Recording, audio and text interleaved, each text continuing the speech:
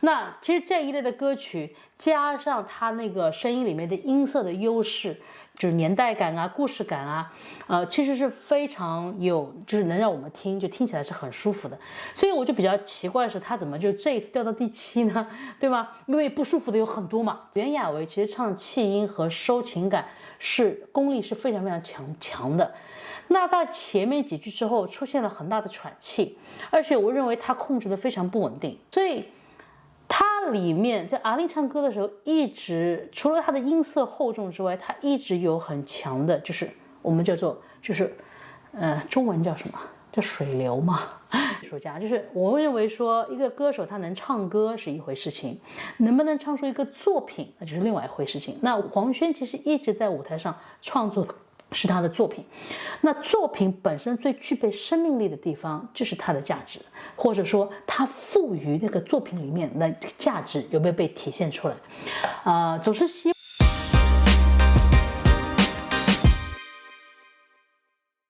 嗨，我是专注健康发声的 NONO 老师，欢迎来到三麦的频道，和 NONO 一起学发声。那今天是2024歌手第7期，我们一起来分享的日子了。那在这第7期当中呢，我觉得内心就是比以往会更加的丰富跟复杂一些，因为有太多我想要跟你们分享的东西不过是无论是黄轩也好，那英也好，FC还有是香怡，他们给出了各种各样的不同的点，让我可以跟你们在这里一起来分享。好，那话不多说，我们就直接进入第一首，就是那英的歌曲了。那说到那英的歌曲，请你不要离开，我们要停留一下，来看看那英这一次真是有点冤哦，因为他这次得了第7。总体来看，我看完总体之后，我觉得会有一点怪怪的。如何来形容这种怪怪的呢？因为这一期他的歌曲整体的表现都是除了稳以外还算是很不错的，可圈可点。那就不知道为什么观众就没有再投他了，是后方力量不够啦，还是观众们期待完了？那我们来聊聊我们在里面可以学什么。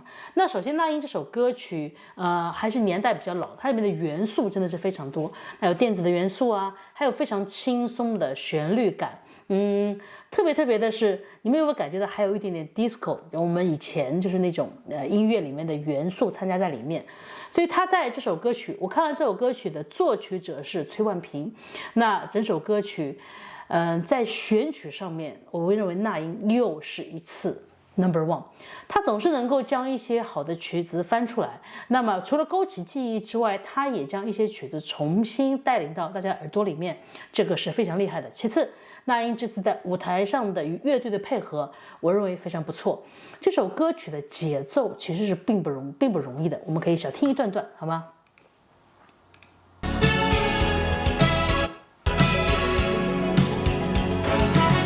我们听到这里会觉得这个节奏没有那么难吧？你看我一摇我就摇进去了，对吗？可是你想一想，它那些词你放进去容不容易？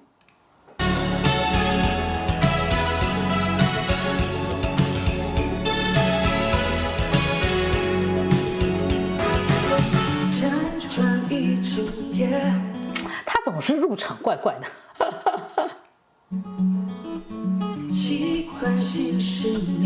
习惯性失眠，所以对于那英以前给出的那个状态，那在这首歌曲里面，他整一首在节奏上面的驾驭非常的，就是好像是熟悉好像很能够驾驭住。那其实这一类的歌曲加上他那个声音里面的音色的优势，就是年代感故事感其实是非常有，就是能让我们听，就听起来是很舒服的。所以我就比较奇怪的是，他怎么就这一次掉到第7呢？对吧？因为不舒服的有很多嘛，怎么就是他在最后呢？对吧？然后，但我觉得那英比较特别的是，他的声音里面还有一种，就是我最近跟北方人接触的比较多，就是北方人那种大大咧咧的感觉，就是喊你去喝酒那种感觉。所以这样的声音和这样他带出来的一个个性，其实是很配合这首歌曲的。那我们来讲一下里面，我认为我们学唱歌的人有一个难点是可以来学习一下的，我们来听一下哦。就在这瞬间，多想有你在我身边。好，我认为最值得谈论我们学习的这个点，就是他一直重复的突然想念这个词，因为在歌曲里面想念它是元音是发 r 跟 a， 那其实并不难，但是它的那个音的重音和我们说话的习惯带进去之后，你会突然发现这个位置要唱好，并且把声音能够提亮给带出来，它其实是有一点困难的。我们听这段啊。好，你听啊，突然想念啊，你们看，它会重复管想字，我们习惯就会用力，嘿，收掉想念啊，它就会发不出来。所以那英在这个部分展现出还不错啊，我认为他应该是好好去练了。好，又是时间，好，又是时间。也是在快速的过程里面是比较能够让我们收住气息，唱不出来的一个转音吧，或者说一个音高的一个卡的地方。好，所以我认为那英呢，在这首歌曲里面真的是算表现还不错，而且歌曲整一个的完整度啊，让我们听起来的舒适度都是非常好。加上他的声音的优质，只是呢这首歌排到第7，会有一些觉得他肯定很漠然。为什么？因为他想想看，之前我表现的不好，我还能第3、第4的往上爬，这会儿我还算不错了，怎么就排到第7了呢？那就要观众要买账嘛，对吧？那紧接着我们就要谈论一下 Tia， 就是袁娅维在这一期里面，我认为。他就怎么会就是有一些给我感觉像新人的犯傻，或者说他确实是踩雷了。什么意思呢？我上一期有提到过，袁娅维他好像他的那个歌曲的风格是需要有一段时间跟乐队的配合，因为他的那个风格在呈现的过程当中，如果跟乐队缺少磨合，那在呈现上面一定会出问题。其实上一期在Verse 2的时候，我就会觉得有一点不配。你看这一期，他直接掉到第6名，是吧？其实很显的，倒也不是他唱功不好，就是他这首歌曲就没有出来。那他有他自己的想法在编曲上。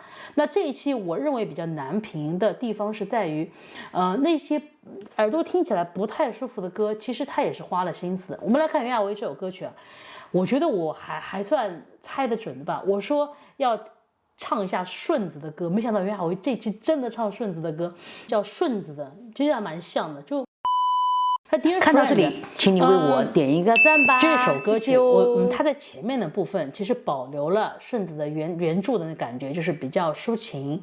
那么它在第2段就开始加入了自己的成分、自己的编曲。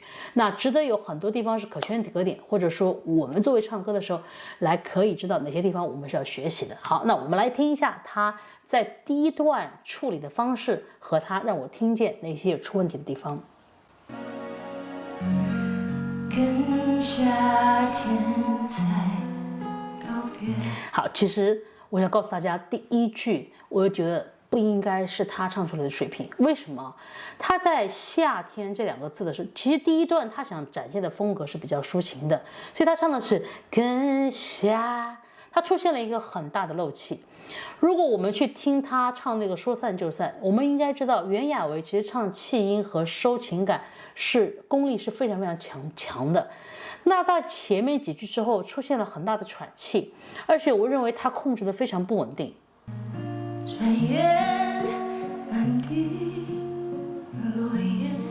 好，我们听过来这句话没有问题，可是你要知道这一句其实在力量上它是出现了不平衡的。转眼他给了很大的力气，然后他想收哒哒哒哒，然后他就开始出现喘气。好，他低音的时候远远地，你们知道为什么我会听着觉得怪怪的？那就代表了袁娅维应该嗓子是很累了。通常很累了之后，我们作为就是以前我们一唱可能就会唱1个小时、1个半小时、2个小时，而且连续2、3天唱，那它会出现声带在闭合的时候，或者说我们在控制声带发声的时候，它就需要更加的费力，体现出你的声带很疲倦。那在过端的费力的时候，我们的体力就增加了嘛，增加了费力之后，我们就会开始在控制上出现不平衡，甚至是小的时候我们用过度的力气去控制它，然后就会在大的时候突然放出来。那么袁娅维的声音其实在这段时候是非常，我认为啊，非常疲倦了。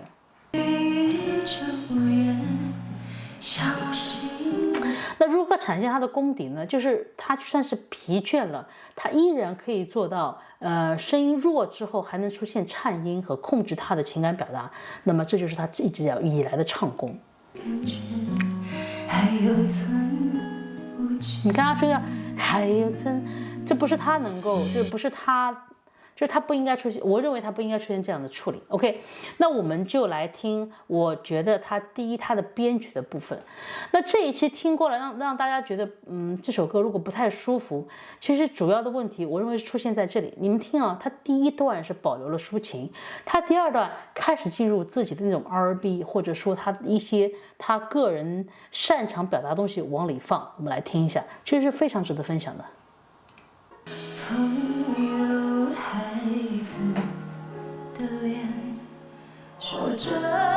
好，那开始了。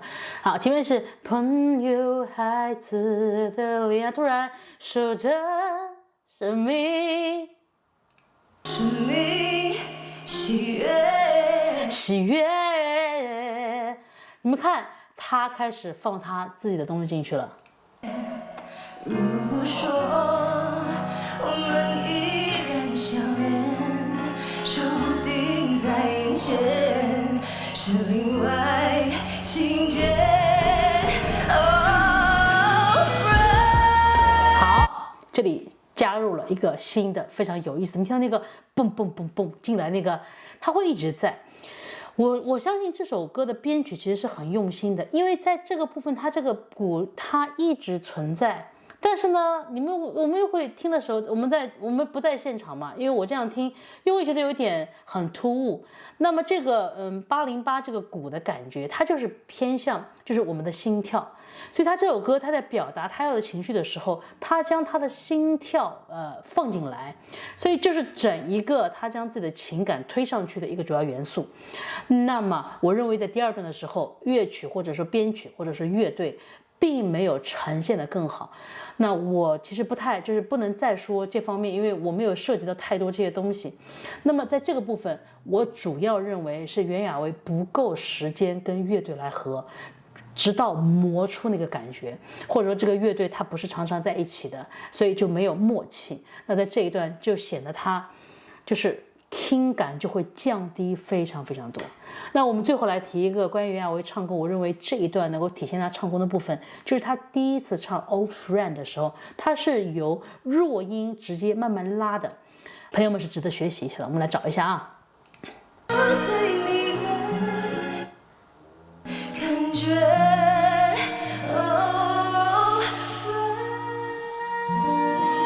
你们听这段哦，他从 friend 开始 friend，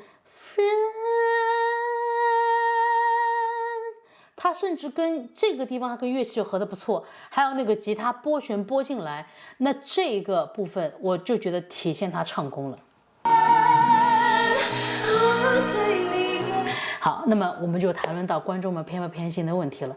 你们看，虽然这曲子吧，耳朵听起来不那么的舒服，但是呢，人家唱功是摆在那里的，对不对？那你们怎么就这么偏心呢？就让他排在了当当当当当当这么后面？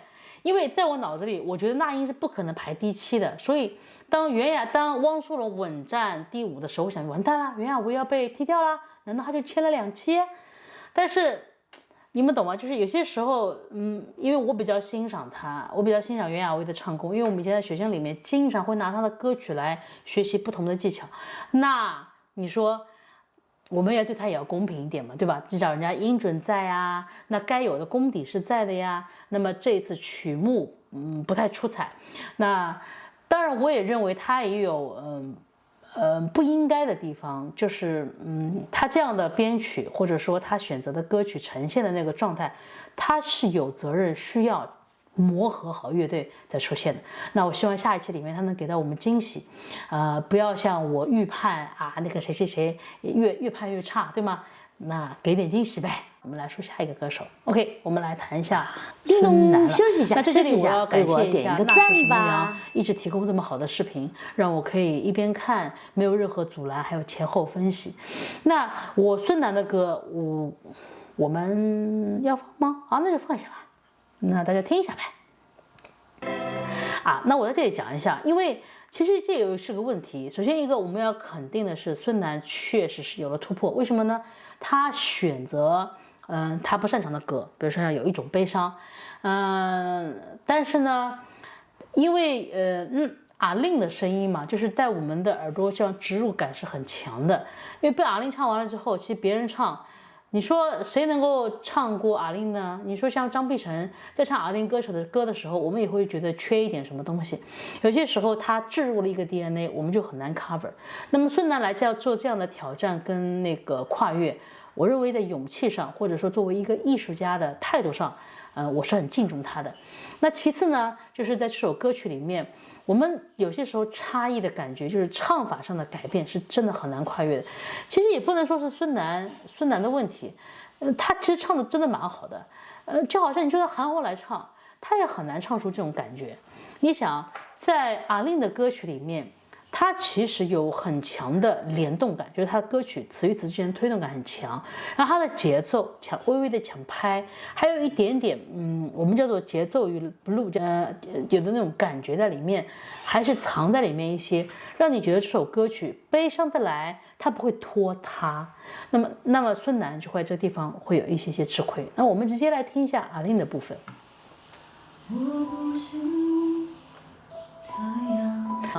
我不羡慕太阳，找不了你。你看它的节奏是找不了你过往，所以它在节奏上，或者说它在那个音乐的背景上，它是不一样的。那么孙楠呢？他其实你没有注意到，孙楠其实在唱弱音的时候是非常非常强的我们有时候弹钢琴的时候，要求有个技艺，就是弹那个弱音，就是有些时候那个弱到，但是他弱，他是就是听得见。那么在男生的人声里面，他要唱这样的弱音，其实是蛮难的。那孙楠的技术是在，但是你们听觉得节奏上真的是差很多。哒哒哒哒哒，能离开的大方，不用开口。所以它里面在阿令唱歌的时候，一直除了它的音色厚重之外，它一直有很强的，就是我们叫做中文叫什么？叫水流嘛，就是它一直有它的回音共鸣和节奏，它是滚得很好的，就很自然，可以把人就是听的人这样带进去，然后马上就进入有一种悲伤，你看它也不会有一种悲伤，它也不会拖拍，所以在这里面。音乐元素跟它的节奏是非常重要的，所以我想孙楠可能要突破的真的是一个大问题。就好像他在听黄轩歌的时候就不知道孙楠他的什么感受，如果他只是觉得真好听，那就有问题了，因为他不知道他有什么。OK， 那总是希望艺术家们能够彼此之间能够继续学习啊，在文化上面有交流啊。其实有些时候我们就最难的是什么，就说不清楚自己干了什么，那就很难交流了。好，我们来听下一位歌手。我非常开心，下一个是我的黄轩了。那这一次我相信黄轩这首歌曲在我心里面是到了一个 peak， 就是一个峰值了。为什么呢？我特地好好想了想，我想花一些时间，我们一起来探讨一下，因为我一直没有说到黄轩的唱功，那我们这一次就用他这首 Lemon Tree 来，除了他整场的控制力和他音乐里面的分层，还有他的唱法的改变来体现。因为有些时候我们在听歌手唱歌的时候，我们总会觉得说，哇，唱高音牛逼，哇，消音棒。哇喊起来，太厉害了。可是你们没有想过说，其实最难的是在里面是一种诉说，这也就是为什么我那么喜欢香缇默的原因，总是在里面诉说，可以将你带进去。有些时候因为音乐，你听着听着，你不自觉你的心都会碎掉，那这个人就是很厉害的歌手。那我们一起来听一下黄轩。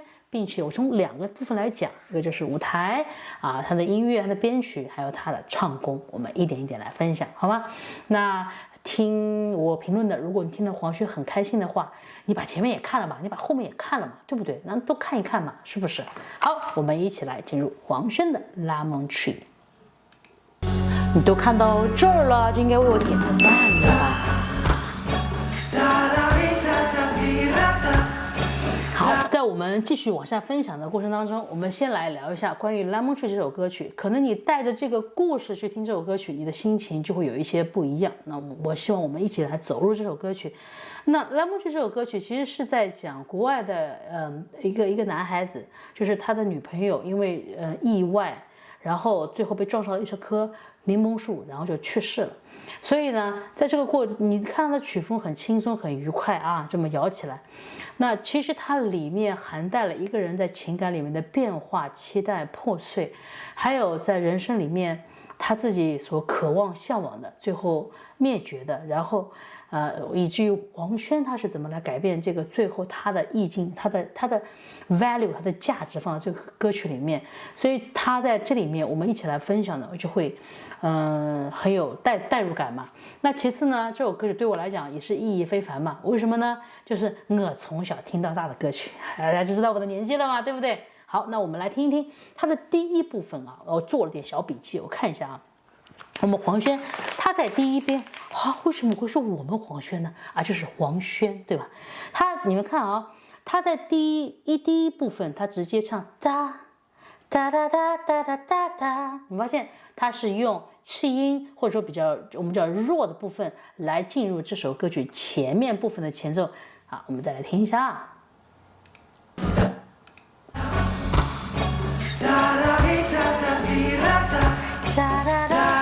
滴答答，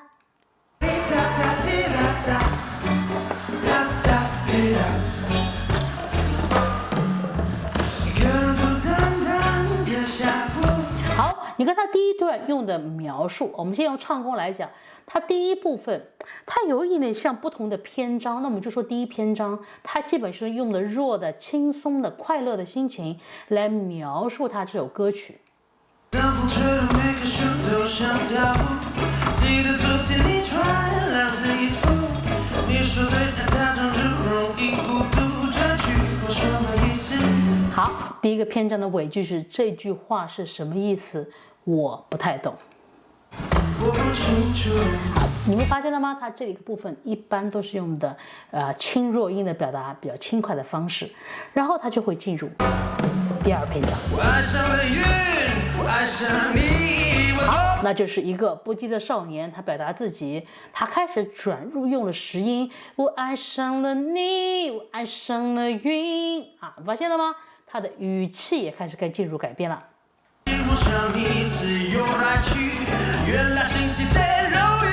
他开始加入他的一些小录音吧，特别是一遍一遍。好，我们再来谈论一下他的唱功的部分啊。你们看，他可以控制他在不同的篇章里面他想要表达的语气，所以他会很好的拿捏整场的场面的那个律动感，那是没有话说，对吗？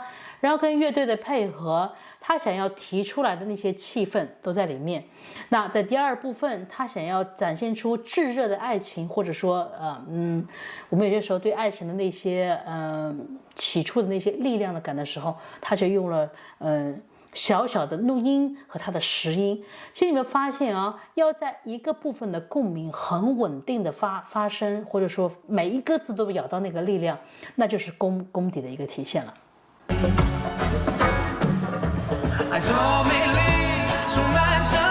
好，那我们歌手最厉害的是，当他想要渲染一个大气氛的时候，他就能够做到。就在这里，爱多美丽，充满香气，好像朗朗上口，大家都欢乐很简单，对不对？什么都没有啊，这就是他能够做到的部分。他用他的声音突然带到另外一个地方。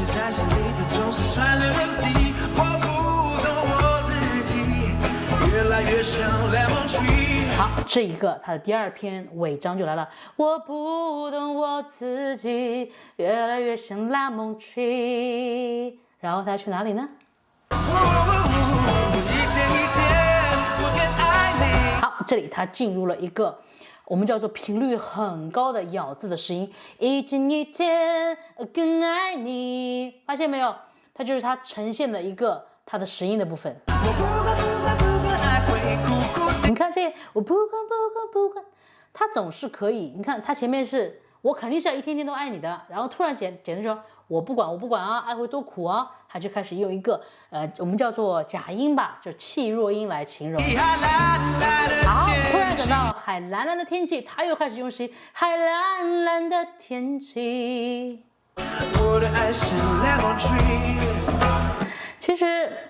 我其实听到这一段的时候，我心里面其实就会真的会产生一种就是又快乐但是又酸酸的感觉。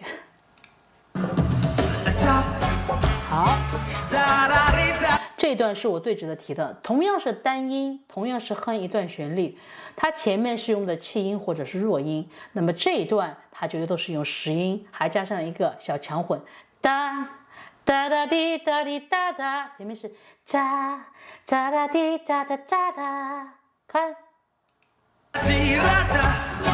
哒啦滴哒滴哒哒，发现没有？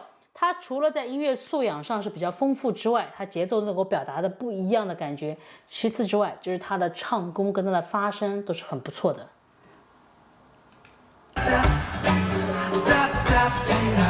好，哒哒滴哒，然后它的第2个篇章也算是正式结束了，它开始进入第3篇章。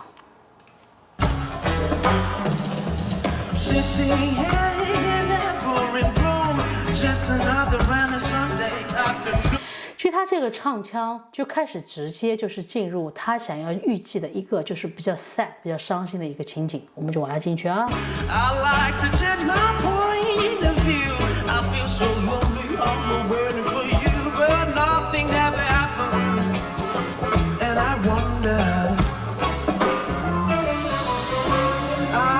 这一段我觉得是非常精要 ，isolation， 他在这里他的吉他也出了 isolation，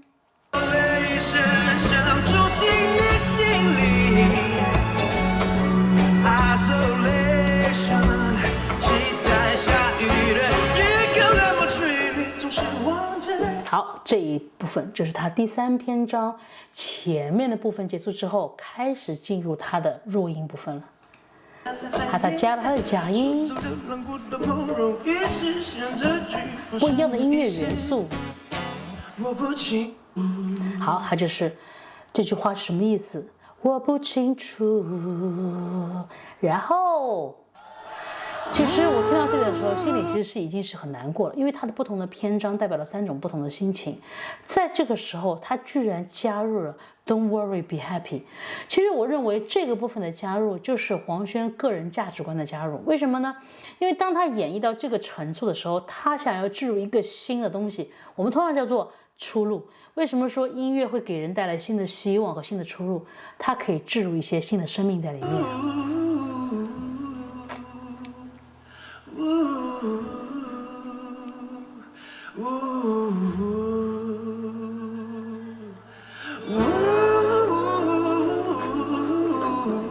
好，那还原这首歌我们就欣赏到这里，然后在后面比较精彩的部分是他歌曲整体都结束了之后，他用他自己的人声和声一起在呜的这个部分之后再带动了一遍，然后他其实就升华了他对这首歌置入的新的生命，叫 Don't worry。Be happy， that is so good ending。我认为这是一个非常棒的一个结束，而且对我，然后黄轩在我心目当中提升的那个感觉就更加的强烈。